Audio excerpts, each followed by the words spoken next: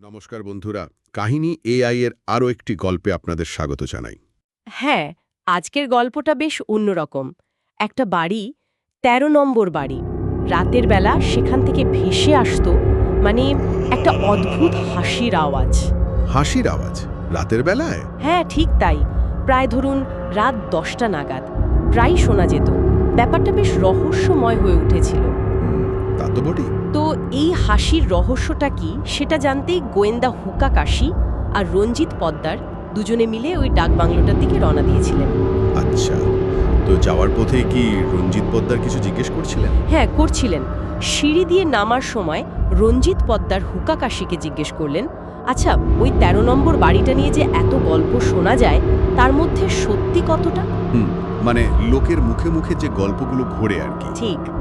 ডাকবাংলোর দিকে এগোতে এগোতে এই প্রশ্নটাই ঘুরছিল রঞ্জিতের মনে। তো এর উৎসটা কি, মানে এই গল্পগুলোর? আসলে হোটেলের যিনি ম্যানেজার ছিলেন তিনিই নাকি বলেছিলেন যে ওদের পাশের বাড়িটা, ওই ১৩ নম্বর বাড়িটা, সেটা নাকি অশুদ্ধ। অশুদ্ধ মানে ভুতুরে টাইপের? অনেকটা সেরকমই ইঙ্গিত। আর শুধু তাই না, এর সঙ্গে নাকি একটা বিশেষ প্রদর্শনীরও যোগ ছিল। মানে সম্ভবত কোনো বাস্তু সংক্রান্ত প্রদর্শনী বা ওই জাতীয় কিছু। ও আচ্ছা। আর লোকমুখে তো একটা অদ্ভুত গল্প চালু হয়েই গিয়েছিল। কিরকম গল্প? গল্পটা ছিল এই রকম যে হোটেলে থাকতে আসা একজন লোক, তাকে নাকি গভীর রাতে একটা ইনজেকশন দেওয়া হয়েছিল। ইনজেকশন? গভীর রাতে? কে দিয়েছিল? সেটাই তো রহস্য। কিসের ইনজেকশন সেটাও ঠিক স্পষ্ট নয়, তবে লোকের মুখে মুখে ঘুরতে ঘুরতে সেটার নাম হয়ে গিয়েছিল মুদ্রাদোষ ইনজেকশন বা ওই রকমই কিছু একটা। মুদ্রাদোষ ইনজেকশন? এ আবার কি? অদ্ভুত তো। হ্যাঁ, খুবই অদ্ভুত। আর তার চেয়েও ভয়ের ব্যাপার হলো, ঠিক তার পরের দিন সকালেই হোটেলের দোতলার ৪ নম্বর ঘরে ওই লোকটার মৃতদেহ পাওয়া গেল। বলেন কি, মারা গেছেন? হ্যাঁ, একদম নিথর দেহ। পরে হোটেলের রেজিস্টার দেখা হয়। তাতে কি জানা গেল? জানা গেল যে লোকটি সেই দিনই হোটেলে এসে উঠেছিলেন। মানে পুরো ব্যাপারটা খুবই সন্দেহজনক। তা তো বটেই। একদিনের মধ্যে এই ঘটনা? ম্যানেজার কথায় কথায় আরও একজনের কথা বলেছিলেন। আচ্ছা, কার কথা? এক ভদ্রলোকের কথা, নামটা হয়তো তম, এরকম কিছু একটা। তিনি রাতে পুলিশ স্টেশন থেকে ডিউটিতে বেরিয়েছিলেন। পুলিশ স্টেশনের ডিউটি? মানে পুলিশ?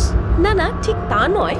মানে ডিউটিতে বেরিয়েছিলেন, তিনি আসলে কলকাতা থেকে এসেছিলেন কোনো এক রোগীর চিকিৎসার জন্য।